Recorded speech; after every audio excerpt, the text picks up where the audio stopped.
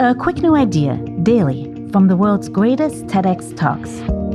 I'm your host, Atossa Leoni, and this is TEDx Shorts.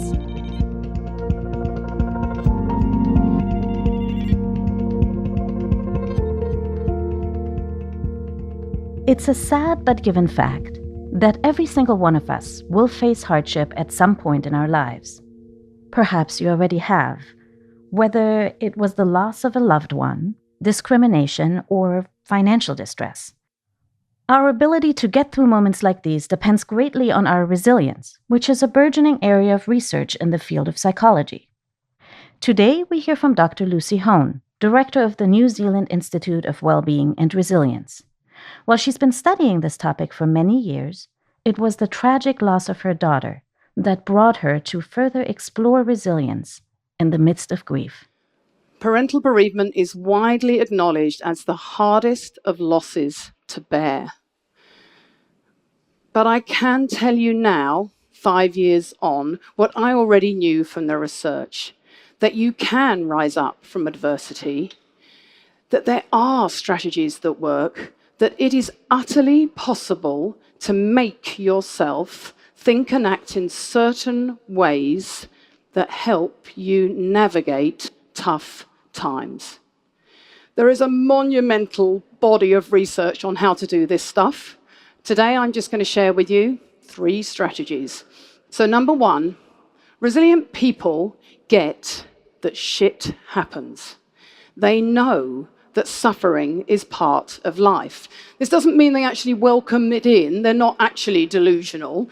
Just that when the tough times come, they seem to know that suffering is part of every human existence.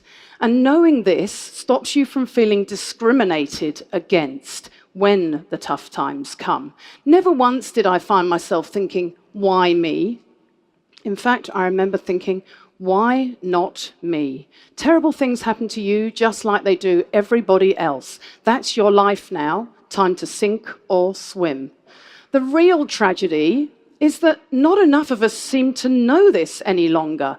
We seem to live in an age where we're entitled to a perfect life, where shiny, happy photos on Instagram are the norm, when actually the very opposite is true. Number 2, resilient people are really good at choosing carefully where they select their attention. They have a habit of realistically appraising situations and typically managing to focus on the things that they can change and somehow accept the things that they can't. This is a vital, learnable skill for resilience. As humans, we are really good at noticing threats and weaknesses. We are hardwired for that negative. We're really, really good at noticing them.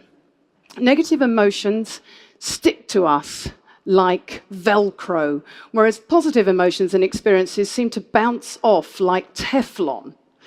Being wired in this way is actually really good for us and served us well from an evolutionary perspective. So imagine for a moment I'm a cave woman and I'm coming out of my cave in the morning, and there's a saber-toothed tiger on one side and a beautiful rainbow on the other. It kind of pays for my survival for me to notice this tiger.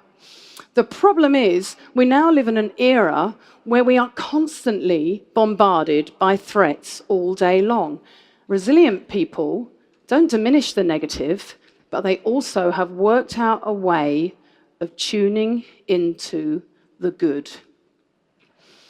One day, when doubts were threatening to overwhelm me, I distinctly remember thinking, no, you do not get to get swallowed up by this. You have to survive. You've got so much to live for. Choose life, not death. Don't lose what you have to what you have lost. In psychology, we call this benefit finding. In my brave new world, it involved trying to find things to be grateful for. At least our wee girl hadn't died of some terrible, long, drawn-out illness. She died suddenly, instantly, sparing us and her that pain. We had a huge amount of social support from family and friends to help us through. And most of all, we still had 2 beautiful boys to live for who needed us now and deserved to have as normal a life as we could possibly give them.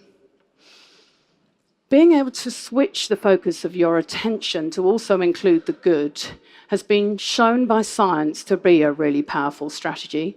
So in 2005, Marty Seligman and colleagues conducted an experiment, and all they asked people to do was think of 3 good things that had happened to them each day. What they found over the 6-month course of this study was that those people showed higher levels of gratitude, higher levels of happiness, and less depression over the course of the 6-month study. When you're going through grief, you might need a reminder, or you might need permission to feel grateful. In our kitchen, we've got a bright pink neon poster that reminds us to accept the good. In the American Army, they framed it a little bit differently. They talked to the army about hunting the good stuff. Find the language that works for you, but whatever you do, make an intentional, deliberate, ongoing effort to tune into what's good in your world. Number 3, resilient people ask themselves, is what I'm doing helping or harming me? This is a question that's used a lot in good therapy. And boy, is it powerful. This was my go-to question in the days after the girls died. I would ask it again and again. Should I go to the trial and see the driver? Would that help me, or would it harm me? Well, that was a no-brainer for me. I chose to stay away. But Trevor, my husband, decided to meet with the driver at a later time. Late at night, I'd find myself sometimes poring over old photos of Abby, getting more and more upset. I'd ask myself, really? Is this helping you, or is it harming you? Put away the photos. Go to bed for the night. Be kind to yourself.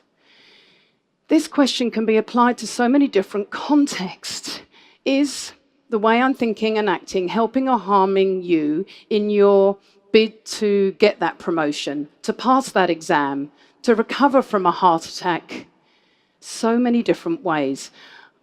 I write a lot about resilience, and over the years, this one strategy has prompted more positive feedback than any other. I get scores of letters and emails and things from all over the place of people saying what a huge impact it's had on their lives. Whether it is forgiving family ancient transgressions, arguments from Christmases past, or whether it is just trawling through social media, whether it is asking yourself whether you really need that extra glass of wine, asking yourself whether what you're doing, the way you're thinking, the way you're acting is helping or harming you, puts you back in the driver's seat. It gives you some control over your decision-making. The TEDx talk you just listened to was recorded at a TEDx event in Christchurch, New Zealand. All TEDx events are independently organized by volunteers who believe in TED's mission of ideas worth spreading. Special thanks to the organizing team at TEDx Christchurch. Want to listen to the full talk? Find Lucy's talk and more at TEDx.com/TEDxShorts. I'm Atossa Leoni. Thanks for listening, and see you tomorrow.